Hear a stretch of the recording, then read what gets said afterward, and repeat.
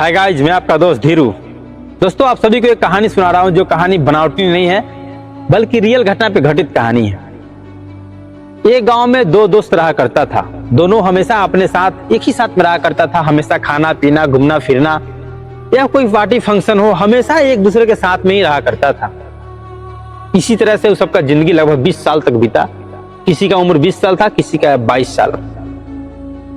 उस बीच में एक दोस्त का शादी हो जाती है और शादी होने के बाद अचानक ये दोस्त बिल्कुल विलुप्त हो जाता है। ना ही तो किसी के साथ घूमना फिरना, नहीं तो कहीं आना जाना, बेफिजूल को कहीं बाहर जाता ही नहीं था। फिर उसके साथी वाले दोस्त जो था, उसको ऐसा लगा कि यार मेरा दोस्त इतना बदल क्यों गया शादी के बाद। शायद वो कहीं बीवी के अपने गुलाम तो नहीं हो गया, या अपने बीवी से डर के बाहर कहीं नहीं जाता है। फिर प्लान किया कि चलो चलते देखते हैं उसको हुआ क्या है, आखिर उससे बात करते हैं। एक दो दोस्त के लिए साथ में और निकल गया उसके घर पे। वहां जाकर देखा तो भाई चुपचाप शांति से कोने में बैठ के पढ़ रहा था। ये सब देखकर चौंक गया। बोला कि यार देखना, जो लड़का कभी हम लोग के साथ हमेशा पार्टी फंक्शन में घुमा करता था, जो शांति से बैठ के पढ़ाई कर रहा है। ये लोग उसके घर पे गया और बोला कि क्या भाई, अपने बीवी के डर से तुम पढ़ाई भी शुरू कर दिया? ठीक ही लोग कहते हैं कि शादी के बाद एक मर्द अपने बीवी के गुलाम बन जाता है और तुम अपने बीवी के डर से हम लोग के साथ कहीं घूमने भी नहीं जाता है। वो लड़का चुपचाप सर झुका के सब कुछ सुन रहा होता है। तब तक उसके घर के अंदर से एक आवाज आती है जो उसकी बीवी की आवाज होती है कि क्या भाई, एक पढ़ते हुए इंसान को तुम लोग डिस्टर्ब करने क्यों आ गए? क्या तुम लोग के पास कोई काम नहीं रहता है? चले जाओ मेरे घर से, जाके अपना काम देखो।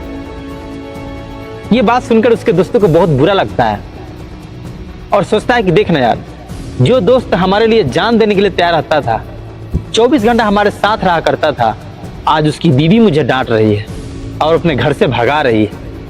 ये बोलकर गुस्सा होकर दोस्त निकल जाता है वहां से। तब तक वो पढ़ते हुए दोस्त अपने पढ़ाई को छोड़ करके खड़ा होता है और बोलता है कि सुन भाई, मैं अपनी बीवी की तरफ से मैं माफी मांग रहा हूँ, माफ कर दो, गुस्सा में बोली है।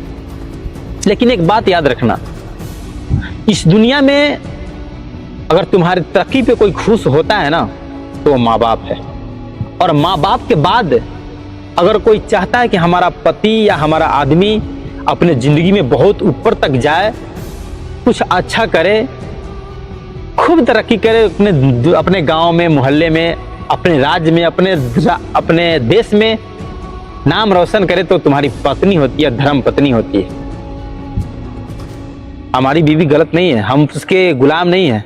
हर एक उसके बात को मानने लगे हैं। तू भी जा और अपने कीमती समय को बचा।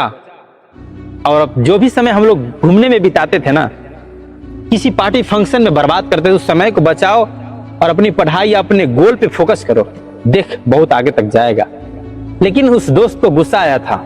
इसकी हर एक बात को सुना और निकल गया वहां से, कोई जवाब नहीं दिया।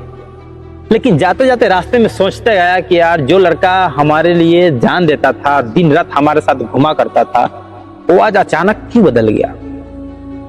फिर वो भी ठानता है कि मैं भी आज से सब कुछ छोड़ता हूं, सिर्फ पढ़ाई पे ध्यान दूंगा। जितना समय बर्बाद करता था गांव में घूमने के लिए, पार्टी फंक्शन के लिए, वो सब समय अपने पढ़ाई में बिताने लगा और वो लड़का IAS ऑफिसर बना। और ये दोस्त जो अपने बीवी की हर बात को माना, वो IPS ऑफिसर बना। फिर वो दोस्त का जब शादी आया, शादी के समय ये अपनी पति पत्नी दोनों साथ गया उसके घर पे।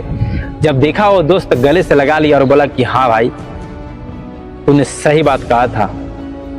इस दुनिया में अगर कोई माँ बाप के बाद सही रास्ता दिखाने वाली होती है तो धर्म पत्नी होती है।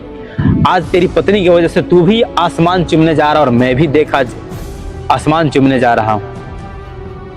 अगर आपकी पत्नी ये कड़वी शब्द मुझे नहीं बोली होती और मुझे बुरा नहीं लगा होता, तो शायद आज हम भी वही रास्ते पे होते, दर दर का ठोकर खा रहे होते। इसलिए हर एक दोस्तों के मैं आज ऐलान करता हूं अपने शादी के मंडप पे कि अपने बीवी के बात को माना करो।